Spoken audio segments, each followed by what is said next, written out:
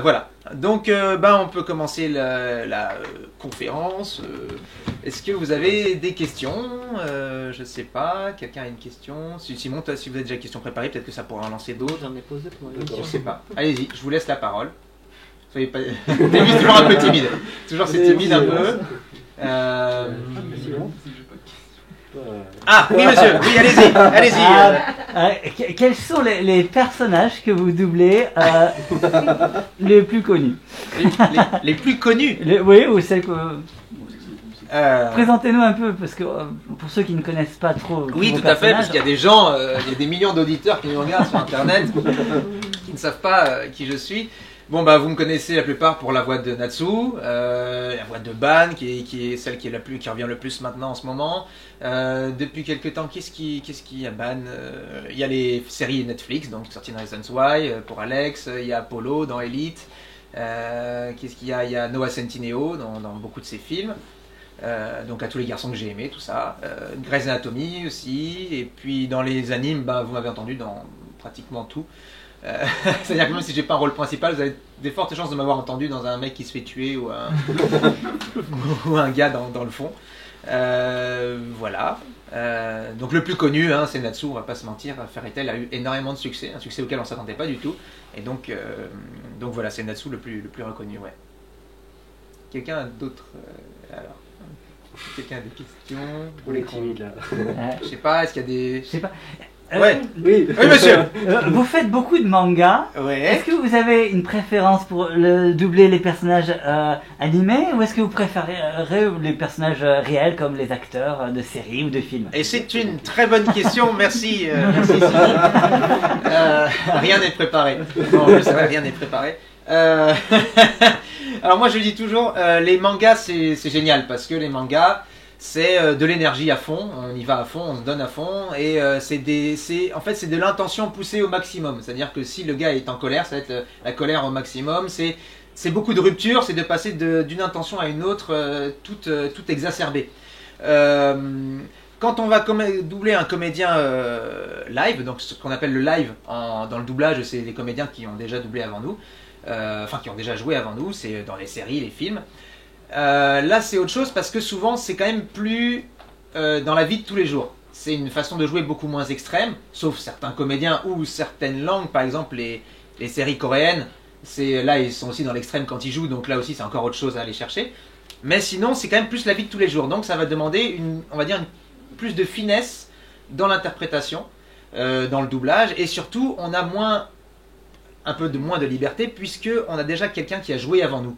Et donc nous, notre travail, c'est de faire en sorte qu'on ait l'impression que ce soit notre voix sur lui, que le mec parle français. Donc on n'est pas censé en rajouter ou mettre vraiment notre patte, à l'inverse d'un anime où il y a un dessin qui a été doublé d'abord par des japonais. La vérité, je veux dire, chaque culture va doubler différemment un dessin. Et donc nous, notre travail cette fois-ci, ça va pas être forcément de faire comme le japonais, on va s'inspirer de l'intention du japonais, mais le but va être vraiment par contre de ne pas trahir l'image. Donc on va surtout s'accrocher à l'image, c'est-à-dire que si la bouche est grande ouverte et que le gars est intense, on sait que là le gars crie.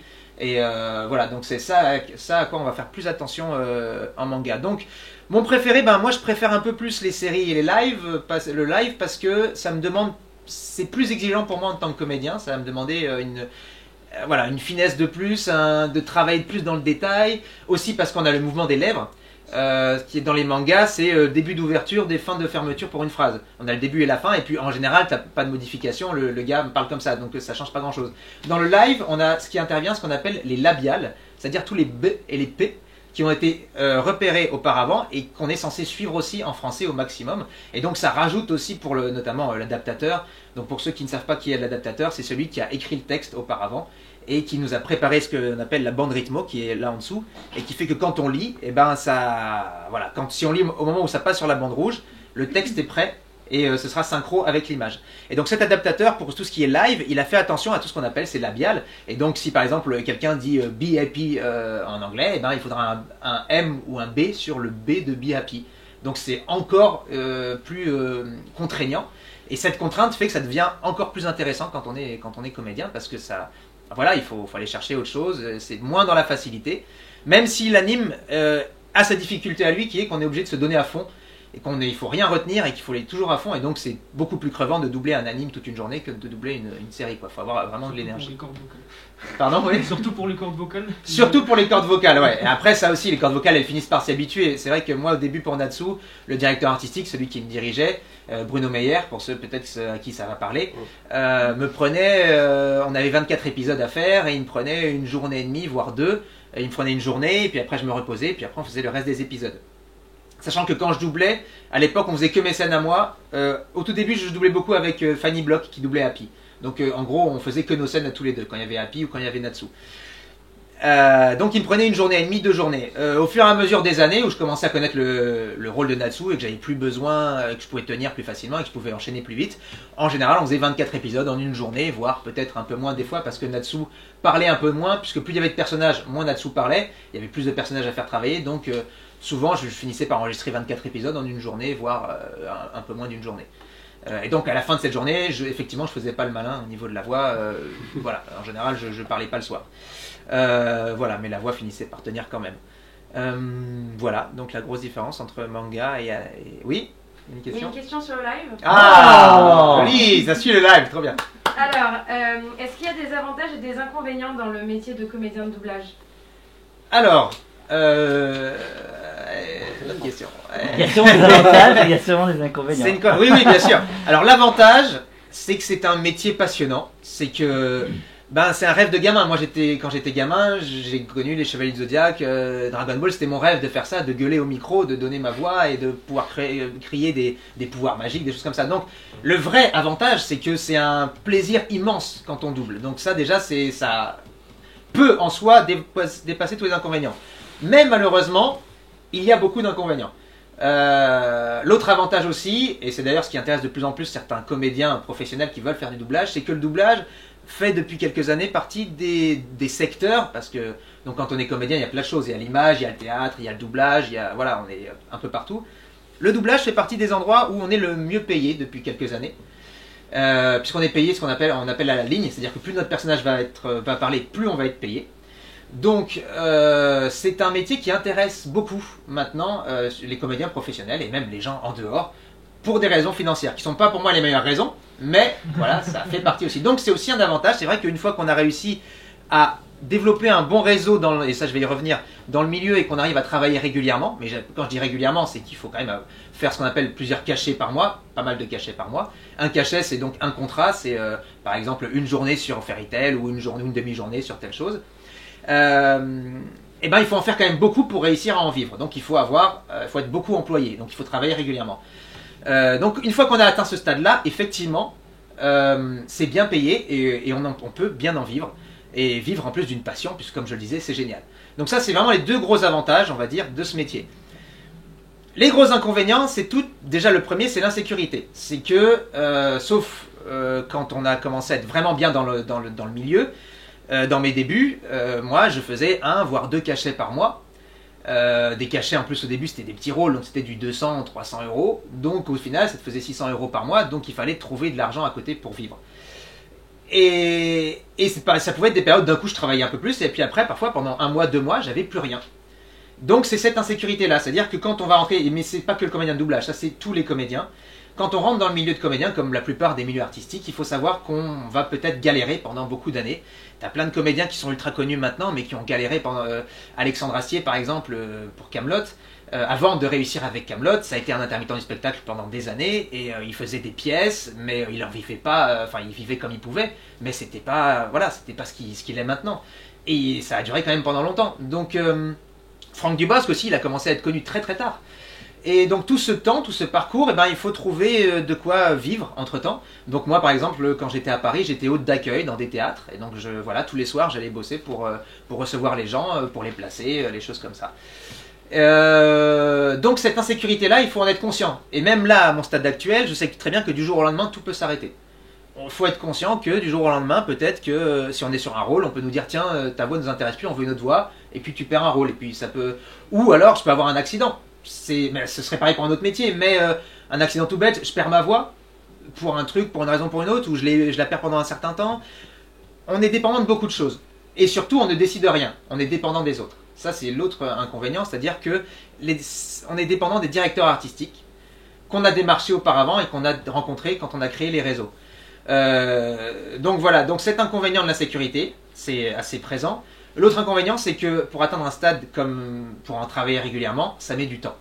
Moi, j'ai commencé en 2006 à assister. Je suis monté à Paris en 2006. Avant, j'étais à Toulouse, donc j'étais à l'impro avec Simon et je travaillais aussi à côté. Je suis monté à Paris en 2006. J'ai commencé à démarcher. Donc, ce que j'appelle démarcher, certains ne le savent peut-être pas. D'autres l'ont entendu le rabâcher 200 000 fois sur les réseaux, mais je vais quand même le redire.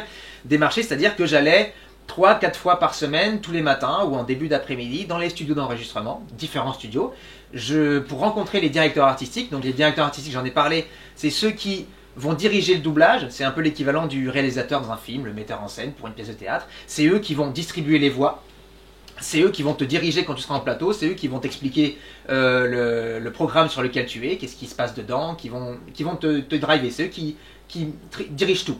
C'est eux qu'il faut avoir démarché, donc à qui il faut avoir donné des CV et tout ça, pour travailler dans le milieu. C'est eux qui gèrent tout.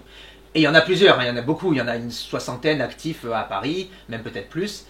Et donc moi ce que j'ai fait quand je suis arrivé à Paris, je suis allé dans les studios d'enregistrement régulièrement et je demandais à un directeur artistique en début de séance si je pouvais assister, c'est-à-dire que pendant les 4 heures d'enregistrement, je restais dans un coin, je disais rien et je regardais les comédiens enregistrer pour apprendre notamment la technique du doublage qui peut aussi s'apprendre maintenant quand on fait des stages. Mais sinon ça s'apprend surtout sur le tas, c'est-à-dire qu'on regarde les autres travailler. La technique de comédien, normalement, quand on est à ce stade à assister, on la connaît déjà, c'est-à-dire qu'on a déjà pris des cours de théâtre. Donc, je ne l'ai pas encore dit, mais je le dis souvent, le plus important, c'est être comédien, donc savoir jouer la comédie.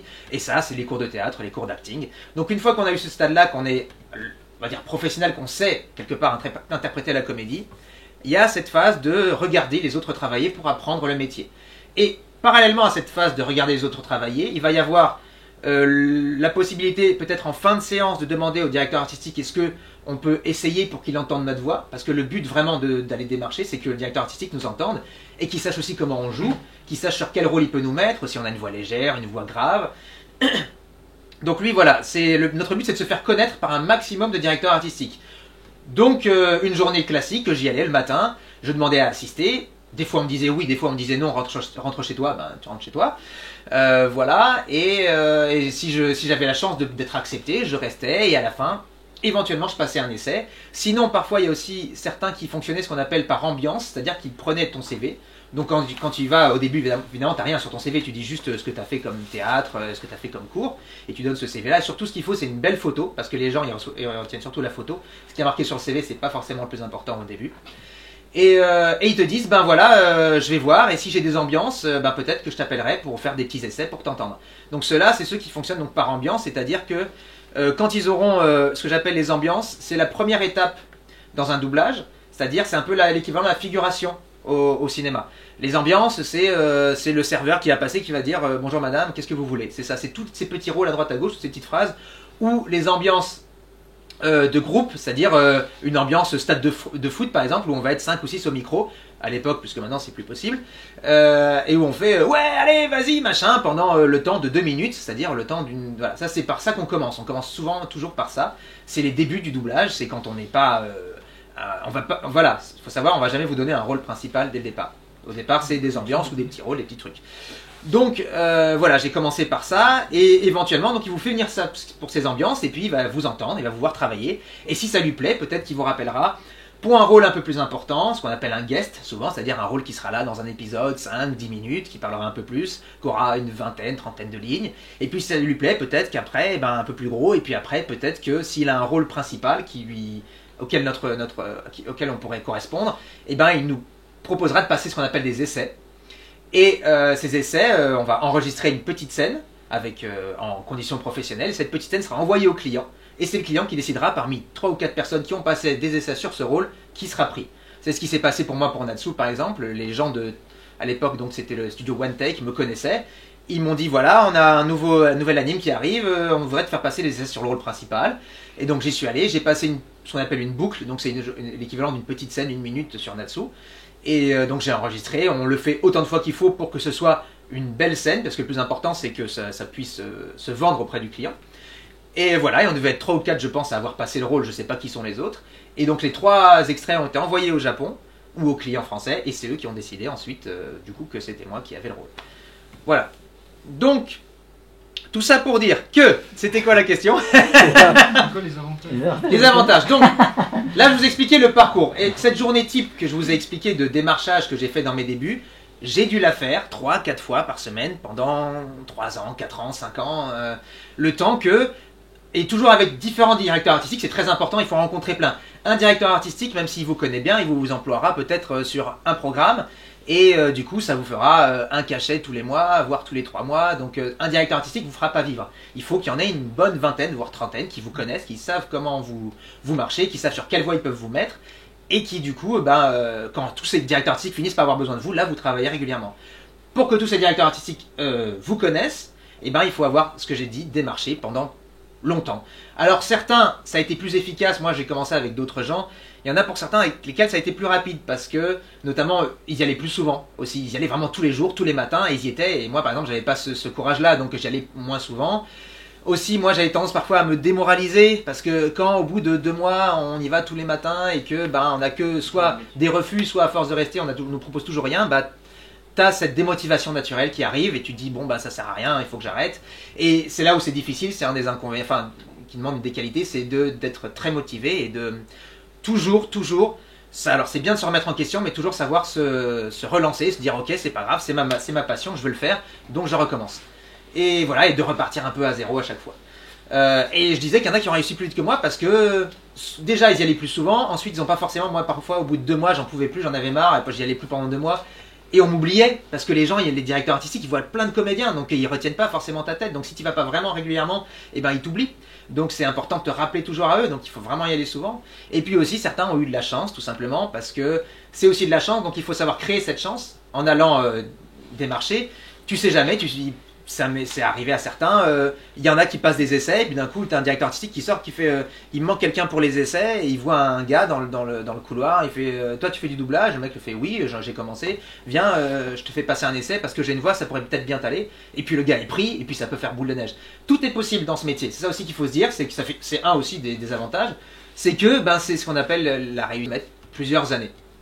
Donc voilà, l'inconvénient donc c'est que c'est un parcours qui peut être long, qui peut être dur, qui peut être un peu démoralisant par moment, et que c'est une insécurité constante. C'est qu'il ne faut pas vous dire que je gagnerai tout le temps de l'argent. Il faut s'attendre à, dans les premiers temps, peut-être que ce soit plus galère, et trouver des métiers purement pour vivre. Donc moi j'avais des potes, ils étaient aussi caissiers à côté, et puis après sinon ils allaient démarcher, ou ils faisaient du théâtre aussi en même temps. Et donc voilà. Mais tous ces inconvénients maintenant me paraissent rien, vu les avantages que j'en ai maintenant, vu le plaisir que j'ai. Mais je sais par quoi je suis passé, et je veux que les gens qui aient envie de le faire soient conscients que ça va pas être du jour au lendemain. Le success story, ça arrive une fois sur 200 personnes, même plus, qu'un mec te repère dans la vie, il dit toi, j'ai envie de t'engager, tu vas être comédien, et puis que le mec réussisse. Ça arrive, hein, il y en a, du casting sauvage, ça se fait, pas forcément dans le doublage, mais au cinéma par exemple. Ou d'être sur scène, et puis qu'un mec, un producteur qui passe à ce moment-là, et puis que tu corresponds pile au rôle que le mec cherche, et puis il t'engage, et puis voilà. Ça, voilà, tout ça, mais il faut savoir la créer, cette chance, et donc ça fait partie de toute cette partie de démarchage. Voilà, comme ça, en plus, j'ai présenté comment faire un peu plus du doublage. Voilà, donc mon but n'est pas de démoraliser, vraiment. Mon but, c'est de dire que ça peut être difficile, mais que ça demande beaucoup de motivation, et que, voilà, si on a envie, il n'y a pas de raison que ça ne marche pas. Voilà. Du coup, maintenant, tu es de l'autre côté de la vitre. Ouais. Est-ce que tu revois de l'autre côté des gens qui n'ont toujours pas réussi, que tu connaissais au début et qui sont encore là à attendre le moment où ils aient leur tour de... J'en connais, effectivement, il y en a, mais ils en sont plus à ce stade-là parce qu'ils ont lâché, en fait. Ouais. C'est aussi ça, voilà, il y a un écrémage qui se fait naturellement, c'est dans la motivation. C'est-à-dire qu'à une dizaine de comédiens, on a commencé à la même époque, on est peut-être 3 maintenant à vraiment travailler dans le milieu, parce qu'il y en a 7 qui se sont démoralisés, qui soit n'y allaient pas forcément pour les bonnes raisons au départ, soit n'avaient pas la motivation à fond, soit n'ont pas eu la chance qu'on a pu avoir à des moments, ou pas, attention, parce que il y a ça aussi qui compte, c'est le talent.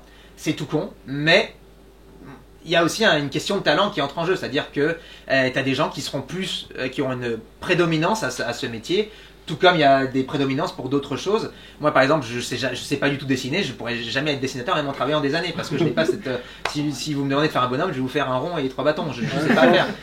Donc voilà, mais j'ai compris très vite que je ne serais pas dessinateur, si tu veux. À l'inverse, à force de faire de l'impro, et c'est là aussi où tu apprends à te découvrir, c'est que tu te rends compte ce qui marche pas, si tu as des facilités pour telle ou telle chose, et c'est ça aussi qui est intéressant, c'est au fur et à mesure du temps, d'apprendre à développer les choses où tu sais que tu es très fort, et à travailler sur celles où tu l'es moins, pour vraiment créer ton bagage. Donc le talent joue aussi, donc moi, je le dis, quand on fait des ambiances, quand à l'époque je commençais avec des ambiances, sur une dizaine de personnes qu'on était pour un plateau d'un après-midi, où on faisait toutes les ambiances de 3 épisodes par exemple, dès les premières secondes à la barre, tu voyais qui était à la barre, parce que je dis la barre, souvent quand on est au micro, qu'on enregistre, à l'époque on avait une barre, plus maintenant à cause du Covid, parce que les gens se posent dessus, donc c'est plus hygiénique. Bref, quand on dit à la barre, c'est être au micro. Au bout de 10 secondes, tu savais qui était fait pour ce métier et qui ne l'était pas.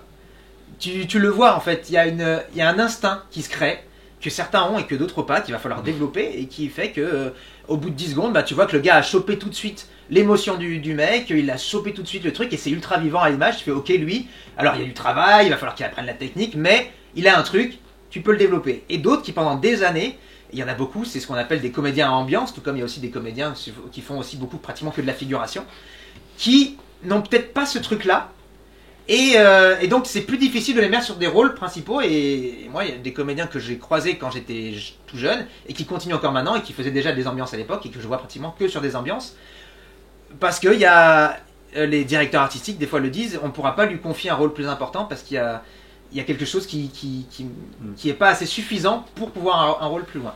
Donc ça aussi, ça joue. Ça peut paraître horrible de dire ça, mais il y a aussi ça qui joue. Il y a des prédominants, prédestination, il y a plein de choses, il y a du talent, il y a de l'inné, il y a tout qui entre en jeu, le travail.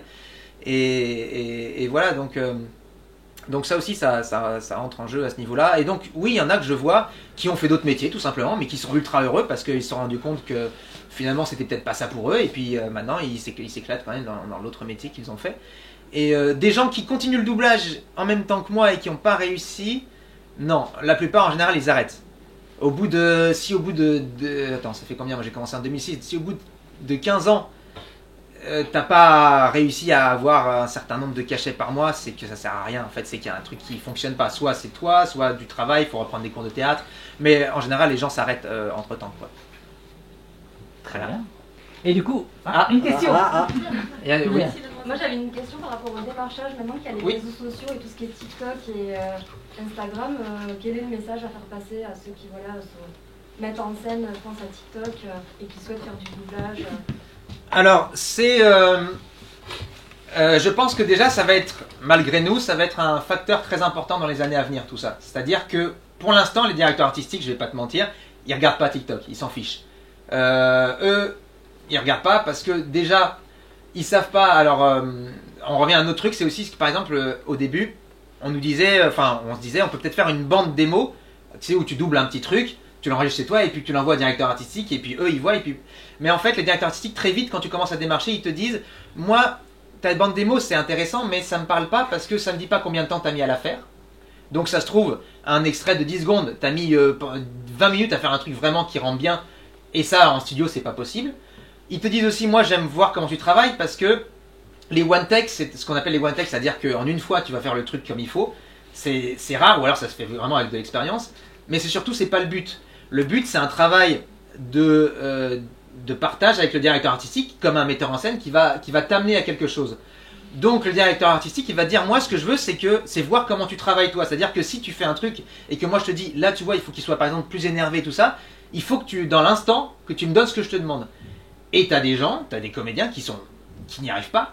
C'est-à-dire que on va refaire 10 fois la même chose, on va refaire 10 fois la scène, et au bout de la 10e fois, le directeur artistique lui aura dit 10 fois des trucs différents, et à chaque fois, il aura fait la même phrase avec la même intonation. Et ça, par exemple, pour le directeur artistique, c'est pas possible. Lui, il lui faut quelqu'un, on va dire DA maintenant, j'en peux plus de directeur artistique. Le DA, il lui faut quelqu'un qui, s'il lui dit voilà ça, et ben, il faut qu'il le fasse. Et ça, c'est très important pour un DA. Donc il dira, moi j'ai besoin de voir comment tu travailles, j'ai besoin aussi de t'entendre jouer, pour voir où je peux mettre ta voix, tout ça. Et puis il y a le contact humain aussi qui est très important. Donc ça, c'est pour ça que les bandes démos, déjà à l'époque, moi quand j'ai commencé à démarcher, on me disait non, ça sert à rien, ce qu'il faut c'est qu'ils te voient et qu'ils puissent t'écouter. Donc ça a joué beaucoup. Donc maintenant TikTok, c'est pareil, c'est-à-dire qu'il n'y a plus besoin de bande démo. Maintenant effectivement, directement tu mets ta bande démo en ligne et tu peux envoyer le lien au directeur artistique, au DA. Mais pour l'instant, les DA ne sont pas encore ouverts à ça. La plupart, ils sont vraiment encore... ça fait des années que la plupart, c'est d'un certain âge. Enfin, un certain âge, c'est bête, mais c'est l'âge de... C'est la 40... non, pas la quarantaine, c'est pas vieux, non. C'est la cinquantaine, tout ça. Et c'est des gens qui ont besoin... qui aiment rencontrer, si tu veux. Mais dans les plus jeunes DA, il y en a certains, je pense, qui vont commencer à s'ouvrir à ça parce qu'effectivement, il y a plein de gens qui utilisent les réseaux pour se faire entendre.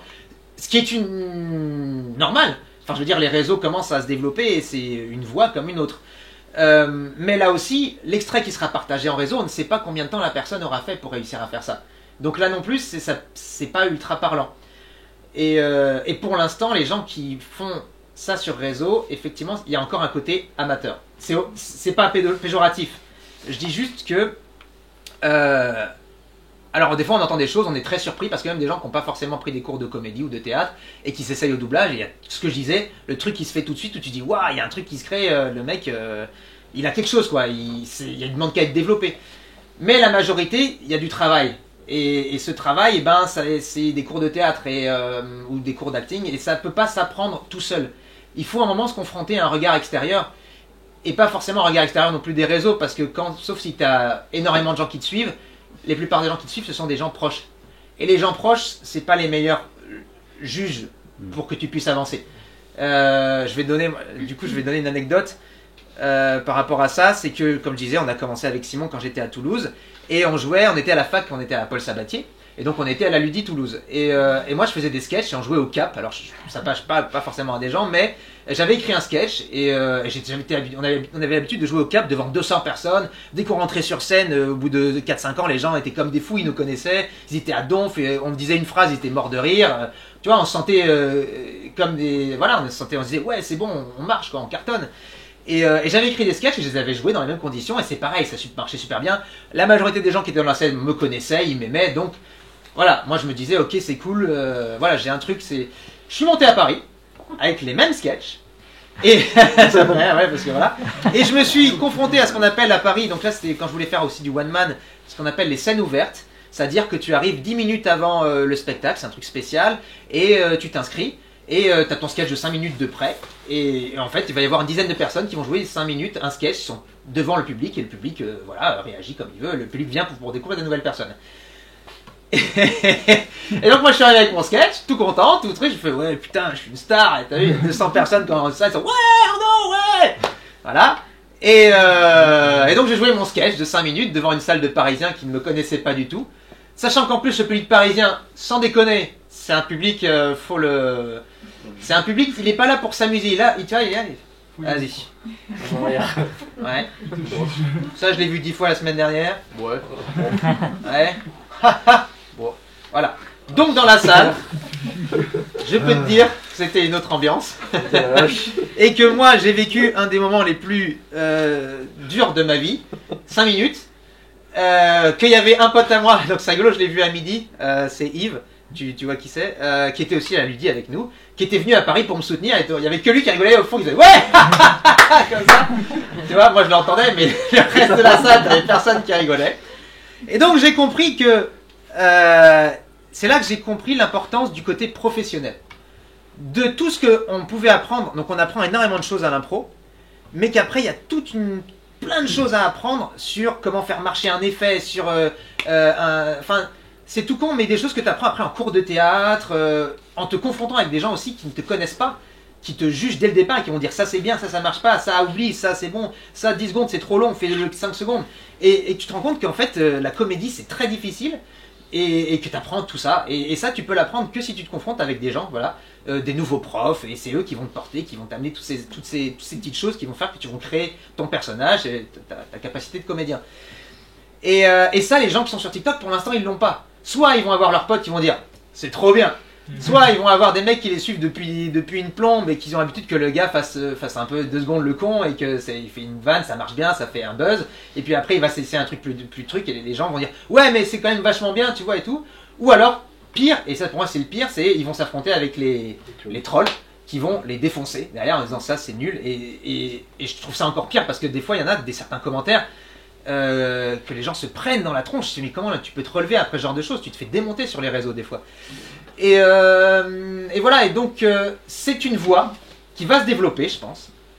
Mais pour l'instant, c'est pas la voie principale pour réussir dans ce métier. Je pense que le mieux, vraiment, moi, le conseil principal, c'est de prendre des cours de théâtre. C'est vraiment ça qui va tout faire. Et même se créer le professionnalisme, il s'apprend dans le travail. Et il s'apprend pas chez soi. On peut être autodidacte, mais il y a un moment, il va falloir choper d'autres choses par les gens. Tu peux pas l'apprendre de toi-même certains trucs, sauf si tu es un génie. Mais il y a un seul vrai génie qu'il y a eu toujours dans l'univers artistique, c'est Mozart. Et puis voilà, c'est tout. C'est le gars. C'est notre prof qui nous disait ça. Le gars, il disait, il y a 2 génies chez Mozart et puis un autre. Et puis voilà, et les autres, rentrez chez vous. Voilà, vous allez devoir travailler pour y arriver. Et voilà, et c'est normal. Donc voilà. Mais ça va s'y ouvrir. Et effectivement, comme tu le dis, dans période de crise covidaire, je ne sais pas comment on dit. Sanitaire. Très c'est bien. Ce que je dis, cette méthode-là que j'ai faite moi, actuellement, n'est plus valable. Effectivement, maintenant, il y a d'autres choses qui se développent. Alors, les boîtes de doublage, les studios d'enregistrement ont développé maintenant ce qu'ils appellent des journées d'initiation, orientées plutôt vers les comédiens, normalement, comédiens professionnels, ou les comédiens, justement, qui veulent essayer de rentrer dans le doublage, peuvent venir pendant une journée, et ils rencontrent un directeur artistique, et le directeur artistique va les faire bosser. C'est comme un mini-stage d'une journée. Et comme ça, ils peuvent rencontrer différents DA en fonction des studios où ils vont. Ils peuvent rencontrer des directeurs artistiques pour les démarcher. La même chose que ce que j'ai fait. Le souci, c'est qu'actuellement, ces stages sont payants. Et certaines boîtes ont bien compris le truc et les font payer bien cher. C'est du 300-400 la journée. Donc voilà, c'est-à-dire qu'il ne faut pas y aller en dilettante. C'est-à-dire qu'il faut y aller en se disant, ok, le but, c'est à la fin que le DA m'ait repéré et que je puisse travailler. C'est vraiment ça, c'est pour ça qu'il y a un côté professionnel qui s'installe. Et qu'il faut se dire que je suis déjà comédien, voilà. Mais actuellement, c'est une des seules voies qu'il y a vraiment dans le doublage, puisqu'on ne peut plus assister, à cause de la crise sanitaire. En studio, on est limité à un comédien, un DA, et l'ingé son qui va gérer tout le son. On ne peut plus venir assister pour regarder, travailler les gens, ce que je disais, et démarcher. On peut démarcher éventuellement à l'extérieur du studio, c'est-à-dire donner des CV au DA, mais on en revient toujours au même principe, c'est que le DA, s'il t'entend pas, il ne te fera pas forcément bosser. Si le DA est un peu curieux, peut-être qu'avec ton CV, si ça l'intéresse, il se dira je vais quand même le faire venir sur une ambiance, et là, il pourra t'entendre. Mais voilà, c'est encore plus difficile actuellement. Plus le fait qu'il y a de plus en plus de gens qui veulent faire du doublage, notamment grâce au développement sur les réseaux. Les comédiens, on est de plus en plus présents sur les réseaux, on montre de plus en plus de choses. Donc ça fait naître énormément de passion. Et donc ça multiplie le nombre de gens pour un accès plus difficile actuellement. Mais je dis pas que c'est impossible, je dis juste que c'est plus difficile. Donc il y a ça, il y a ces journées d'initiation, rencontrer les directeurs artistiques et vraiment si vous voulez vous lancer, malheureusement il faut monter à Paris. C'est-à-dire que tous les studios d'enregistrement, à part 2 à Lyon, il y en a un en ce moment qui vient de se développer à Roubaix, et je crois qu'il y en a un à Montpellier. Là je parle pas de la Belgique. Sinon tout est à Paris et il faut être parisien ou en banlieue parisienne pour pouvoir travailler, parce qu'il faut que si on te demande est-ce que tu es disponible demain, j'ai ton CV, j'aimerais te faire bosser, t'entendre, il faut que vous puissiez venir tout de suite, parce que si vous dites non dans les premiers temps, en général un non pour un DA c'est ok, je passe à un autre. Donc voilà, ça aussi c'est un des inconvénients, c'est à dire que moi dans les premiers temps où j'étais à Paris, je prenais jamais de vacances parce que j'avais toujours peur qu'on me propose du boulot au moment où je partais. Donc voilà, donc ça aussi, il faut toujours être disponible. Et c'est pour ça qu'il vaut mieux habiter à Paris dans ces cas-là. Voilà. Donc, mais je pense que TikTok est un bon moyen, déjà au moins pour s'essayer, tout simplement, pour avoir des premiers retours. Même si moi je trouve que certains retours sont tellement violents que je préférais carrément ne pas avoir de retour pour l'instant, et je préfère voilà, quoi, voir directement avec un prof de théâtre ou autre chose, ou même un public. Voilà, même si le public c'est compliqué en ce moment. Ouais. Est-ce que la popularité peut aider à accéder à ce métier, à une voix, ou quelque chose comme ça? Alors oui, mais une bonne popularité. Mais enfin non, même pas, qu'est-ce que je dis? C'est n'importe quoi ce que je dis. Non, puisqu'on a bien vu Squeezie qui a fait du doublage, donc alors qu'il n'est pas du tout comédien et qu'il n'a aucune formation. Après, je n'ai pas vu ce qu'il a fait, donc je ne peux pas juger. Je dis juste que effectivement, avoir 3 millions de personnes qui te suivent, ça aide. Ça influence beaucoup les clients, c'est-à-dire ceux qui distribuent les films, les séries, en se disant tiens, si je mets sa voix dessus, ça va ramener des gens au cinéma. Ça c'est sûr, c'est ce qu'on appelle le star talent. Et oui, donc avoir une reconnaissance, ça fonctionne. Donc effectivement, si tu arrives à faire le buzz sur TikTok et que tu commences à devenir un influenceur TikTok, il est possible qu'à un moment, si les gens, c'est une question de cible aussi. Par exemple, si on se rend compte qu'un distributeur comme Crunchyroll ou Wakanim ou d'autres voient que tu es un influenceur et ils se disent ok, il a une base de fans assez importante, ça peut être intéressant qu'on le mette sur un programme pour pouvoir mieux vendre ou faire venir plus de gens. Ben là oui, ça peut marcher effectivement. Et d'ailleurs ça marche souvent, ouais. Après, quel sera le résultat qualitatif, ça c'est encore autre chose. Mais oui, ça peut aider effectivement d'être connu. Et puis même, on le voit, des comédiens connus qui sont des comédiens de cinéma qui ont accès plus facilement à du doublage que des comédiens qui jouent tout le temps au théâtre à Paris mais qui sont pas reconnus et qui eux vont devoir passer par un schéma plus classique pour pouvoir faire du doublage. Ouais, il y en a beaucoup qui... Et puis dans tous les trucs d'animation, de toute façon, c'est pratiquement maintenant que des comédiens pour les rôles principaux, c'est pratiquement que des comédiens connus maintenant pour l'animation. C'est voilà, c'est très rare qu'on fasse appel à des comédiens de doublage classiques. Pour les rôles secondaires, oui, mais pas pour les principaux. Ouais. Ouais, tout à l'heure tu parlais de talent et de ceux qui ont le truc pour le doublage. Ouais. Du coup, je vais te demander, en ce qui te concerne, est-ce que tu as un type de personnage ou un type de rôle dans lequel tu es le plus à l'aise? Ben oui, ouais, ben Natsu. Le rôle de Natsu, c'est moi, en fait. Enfin, je veux dire, c'est moi. C'est énergique, ça va dans tous les sens. La voix, j'ai pas non plus la trafiquer parce que c'est une voix de jeune. Donc, ouais, ça, c'est le genre de truc pour moi qui est facile à accéder. Et c'est d'ailleurs peut-être pour ça que j'ai eu la chance d'être repris. C'est que peut-être que j'étais plus proche du rôle que d'autres. Donc, ouais, moi, Natsu. Et à l'inverse, le plus difficile, c'est plus plus difficile, et encore maintenant, ça va mieux. Un rôle comme Ban, qui n'a rien à voir, qui est beaucoup plus. Qui va parler plus lentement, qui va être plus calme, plus posé. Voilà, j'ai beaucoup de mal avec les rôles très posés. Je vais pas te le cacher, moi j'ai besoin de ça. Voilà. Donc il faut que j'aille chercher vraiment autre chose. Mais c'est une très bonne sujet que tu abordes, c'est aussi ce qu'on appelle un emploi dans le milieu. C'est qu'en tant que comédien, avec notre voix, avec notre physique, on aura toujours un emploi. Moi je vais toujours avoir, à l'écran ce sera un rôle de jeune premier ou j'aurai pas un rôle de vieux baroudeur ou de gars ultra beau gosse ténébreux, ce sera pas pour moi. Et la voix non plus n'est pas là d'ailleurs pour ça. Donc après, naturellement, tu auras plus de facilité à aller vers un rôle, mais c'est pas pour ça qu'on pourra pas proposer un rôle différent, que tu auras plus de mal à atteindre, mais justement le fait de travailler pour réussir à atteindre ce rôle sera d'autant plus agréable et valorisant, parce que tu te seras dit j'ai fait quelque chose, voilà, j'ai dû créer quelque chose, ce qu'on appelle, enfin là vraiment on rentre dans l'acteur studio, enfin de créer un vrai personnage peut-être plus difficile, plus loin de toi. Ouais. C'est par rapport à la quête de 100 ans que ça a été annoncé, ouais. Tout ça. Ouais. C'est quand que ça a enregistré ou c'est déjà enregistré? Alors c'est pas du tout enregistré. Pour les trucs comme le Fairy Tail, qui n'est pas sur des plateformes Crunchyroll dès le départ, c'est pas immédiat au niveau du doublage. En général, on attend que ce soit sorti au Japon. Donc, globalement, pour donner une idée, il faudra que tu attendes que ce soit sorti au Japon.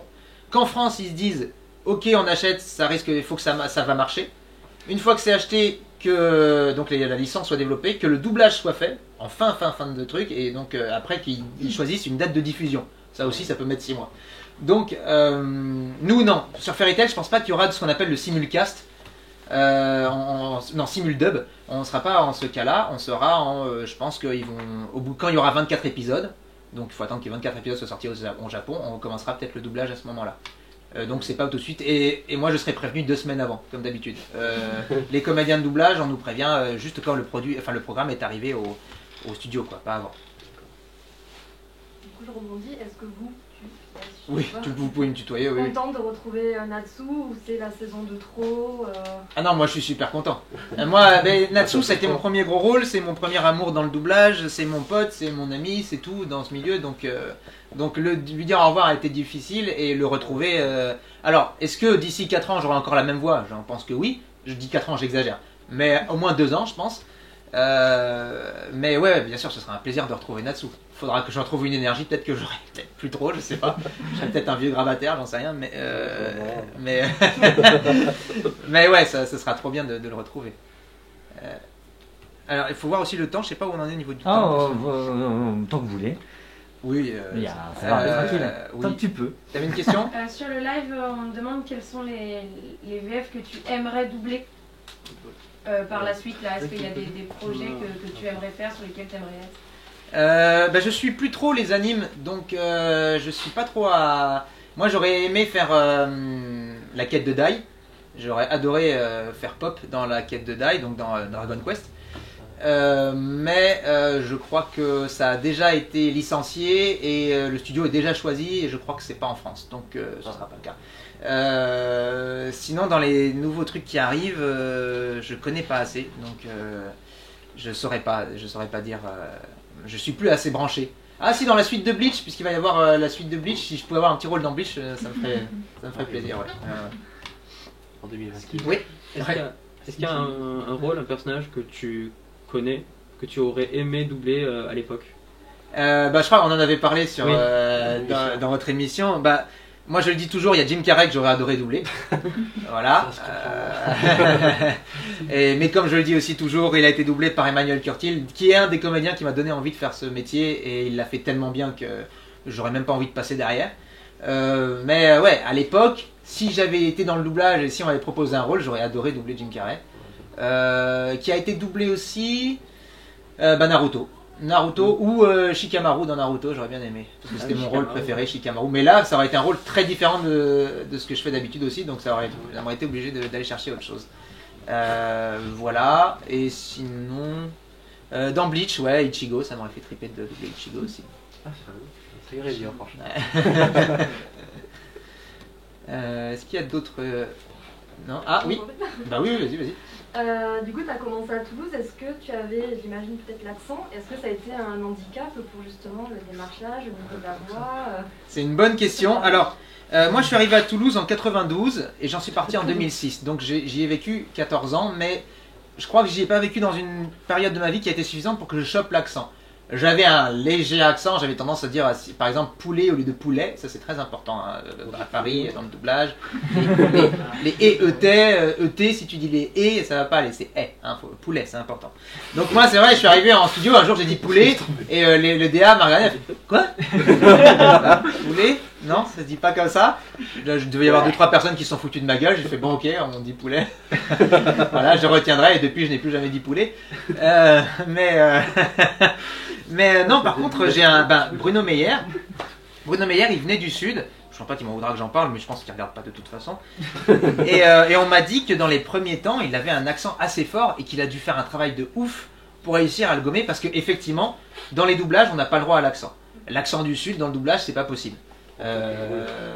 Voilà, c'est ça, on veut pas. Il faut un accent bien net. Désolé, il faut un accent bien net, bien propre. Faut qu'on comprenne bien tout ce que tu dis. Sauf si il y a un anime, un machin, où t'as genre un poissonnier ou un machin, un truc comme ça. Non, ça passe. Mais tu vois, un truc dans un marché que le DA te fait, ouais, allez, on peut faire un truc rigolo. Je crois que tu vois, allez, fais-lui un truc un peu exagéré, un peu accent du Sud ou un accent ch'ti, j'en sais rien. Et là, on peut y aller. Tu vois, mais sinon, non, c'est très rare. C'est cliché. C'est ouais, complètement cliché. Mais les accents, de toute façon, dans le doublage, ce sera du cliché quoi qu'il arrive. D'ailleurs, c'est le souci pour certaines séries où quand en anglais, t'as l'accent anglais et l'accent américain. Et qu'il y a une vraie différence entre les deux, en français tout ça va être effacé. On va essayer de trouver un comédien qui aura un côté un peu précieux dans sa voix pour l'anglais, parce qu'il y a un côté, voilà, mais voilà, on pourra jamais faire la différence, ou dans les séries où il y a un comédien indien par exemple, genre dans How I Met Your Mother, non, pas How I Met Your Mother, The Big Bang Theory, voilà, et l'accent, voilà, il sera pas, ça ira pas d'accent français quoi. Ça sera bien français. Bien parisien surtout aussi. Tu as des conseils du coup pour gommer l'accent toulousain? Pas du tout. Je sais, je n'ai aucune idée de comment on fait. Non, je pense, à mon avis, je pense que c'est comme l'idée de poulet, c'est-à-dire que en fait, au fur et à mesure où tu travailles un texte, je pense, et en fonction des mots, je pense qu'il y a quelqu'un qui va te dire, là, tu vois, ça, tu ne dois pas le dire comme ça, et puis à force, tu retiens que telle lettre, tu vas la dire comme ça, et tu vas essayer de gommer, faire un effort. Mais c'est comme les Québécois, tu as des séries québécoises, je ne sais pas si vous connaissez L'amour a ses raisons. La série, quand ils parlent dans la série, c'est un accent français, ça marche très bien, et dès que tu entends les bêtisiers, 2 secondes, dès qu'ils ont arrêté, c'est ah, t'as bien un acte, machin, et puis l'accent revient direct. Mais quand ils le jouent, t'as pas l'impression qu'il y a un accent québécois. Et ça, c'est génial, quoi. Donc ça aussi, les mecs doivent bosser, c'est encore une contrainte encore plus forte. Mais oui, l'accent peut s'oublier, mais il faut le travailler. Ouais. C'est une contrainte en plus. Une dernière question? Ouais, une dernière question. La dernière. Si vous en avez une, c'est Il y en a une sur le live. Ah, bah vas-y. Allez, au live. Il y a des questions sur les contrats de confidentialité. Est-ce que c'est dur de garder le secret de certains doublages ou pas du tout? Est-ce que tu as des exclus à nous dire? Est-ce que j'ai des exclus à dire? Alors, ben, les exclus, non, parce que pour le coup, je suis sous contrat de confidentialité pour beaucoup. Des contrats de confidentialité qui sont de plus en plus exigeants, puisque maintenant, avec certaines plateformes, avant, logiquement, tu ne devais pas en parler avant que le programme sorte. Maintenant, avec certaines, tu n'as même pas le droit de dire que tu as doublé le rôle, même après que ce soit sorti, jusqu'à 5 ou 10 ans, pendant tant que c'est... Voilà, t'as pas le droit en gros, tu n'as pas le droit d'associer ton nom au programme. Sauf si, éventuellement, il est cité sur le carton de doublage à la fin. Je crois que si ton nom est dans le carton de doublage et que c'est associé à quelque chose, tu peux éventuellement le dire. Mais voilà, c'est très chaud. Donc, autant vous dire que ça devient de plus en plus compliqué de pouvoir dire qu'est-ce qu'on fait. En avance, c'est mort. Donc, est-ce que c'est difficile de garder un accord de Moi, non, je trouve pas, parce que déjà, je suis pas tant que ça sur les réseaux. Je suis pas trop tenté de dire, hey, j'ai. Alors, des fois, il y a des rôles, il y a des rôles quand tu les viens de les doubler, t'as hâte vraiment que ça sorte, de pouvoir dire, hey, c'est moi qui fais la voix. Mais sinon, non, ça va. Comme je suis peu sur les réseaux, je fais pas de bourde. J'essaye de faire attention.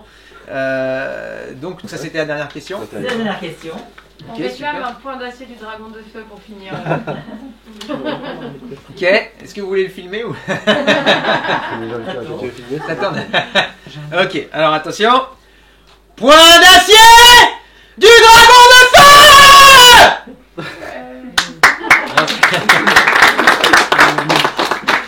Les voisins qui appellent la police, c'est qui Ouais, qu'est-ce que c'est que ce bordel? Arrêtez. Il y a des fous. Mais, du coup, c'est la pause. Vous êtes tous invités à participer à l'atelier donc doublage, si vous avez envie. Qu'est-ce qu'on peut dire de plus? Et puis il y aura la dédicace après, donc voilà. Voilà, donc l'atelier on le fait dans combien on le lance dans 5 minutes, 5 ouais, minutes, le temps ouais, d'installer le matériel, le machin. Ouais, voilà. c'est ça. Si vous voulez discuter avec Arnaud, oui. tu acceptes? Oui, moi j'accepte. On peut continuer je sais pas, t'as des choses encore à régler, c'est ça? Non, pas tout, juste à déplacer les Bah alors sinon on peut commencer. On commence. Donc, est-ce qu'il y en a certains d'entre vous qui savent ce que c'est qu'une bande rythmo? J'en ai un peu parlé. Globalement tout le monde a une idée. Il y en a qui savent pas du tout ou pas? Non, ça va? Je vais vous réexpliquer un peu. Ah, pas du tout? Bah, très bien, voilà. Donc là, ce que j'appelle la bande rythmo, c'est cette fameuse bande qui défile en dessous de l'image, qu'on a toujours en studio. Sauf dans les jeux vidéo. Les jeux vidéo, c'est très particulier. Je vais l'expliquer 2 secondes, puisqu'on a du temps et qu'on est entre nous, que c'est cool. Les jeux vidéo, la majorité du temps, on n'a pas d'image. On nous montre, si on a un rôle un peu important, un peu à quoi ressemble le personnage. Et en fait, on a une suite de fichiers audio de 30, non même pas de 10-15 secondes où le personnage parle. Et nous, on entend une fois ce qu'il fait, on le refait direct. Et notre onde sonore, je sais pas si vous voyez à quoi ressemble une onde sonore, un espèce de petit, voilà. Et il faut qu'elle soit dans le même temps exact. Et puis on passe au truc suivant. Et donc si ça va pas, on refait. Tant que l'attention. Voilà. Donc on fait piste par piste comme ça, les unes après les autres. Alors quand tu fais un mec, un gars dans un multijoueur qui se fait descendre par exemple, pendant 1 heure ça va être et puis tu fais la même chose que fait le gars, tu essaies de faire au maximum, donc ça demande, pour le coup le jeu vidéo ça demande une très bonne oreille, parce qu'il faut que tu essaies de faire au mieux dans la même intention que l'autre, juste par rapport à ce que tu entends. Et donc c'est un autre travail. Et sinon pour la majorité du temps, donc de séries, films, dessins animés, pas telenovelas, on a ce qu'on appelle donc cette bande rythmo, qui est une invention française, il faut le savoir, c'est les Français qui ont inventé la bande rythmo. C'est pour ça que tout ce qui est doublage, dans les autres pays, ça n'a jamais la même précision qu'en France, parce que c'est vraiment... ça c'est ce qu'il y a de plus précis. Aux États-Unis, comme eux, ils font jamais de doublage par-dessus un truc qui existe, c'est que les dessins animés, mais eux c'est de la création de voix, c'est-à-dire qu'ils enregistrent d'abord avec un texte, et le dessin, l'animé est fait en fonction de ce qu'ils ont enregistré eux. Ce qu'on fait aussi des fois en France avec des programmes français où on crée d'abord la voix et ensuite le dessin est fait par-dessus.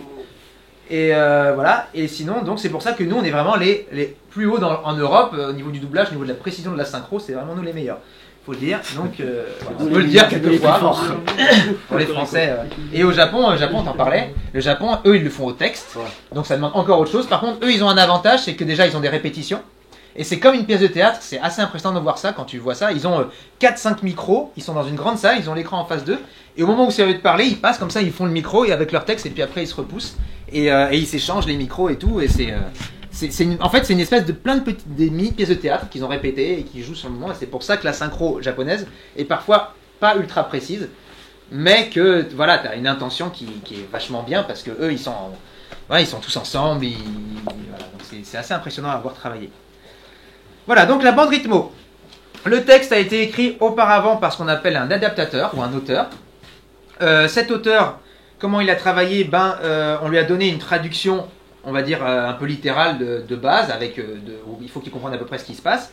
Et lui, il va recréer le texte, il va l'adapter, ce qu'on appelle, c'est-à-dire que il va l'écrire de façon à ce que il aura par exemple le début d'ouverture et la fin d'ouverture de la phrase. Et dans cette ouverture, il faudra qu'il fasse rentrer le texte de façon à ce que ce soit lisible et que si on le lise à un bon rythme, si on le lit quand ça passe au niveau de la barre rouge, ce sera synchro avec le mouvement des lèvres ici.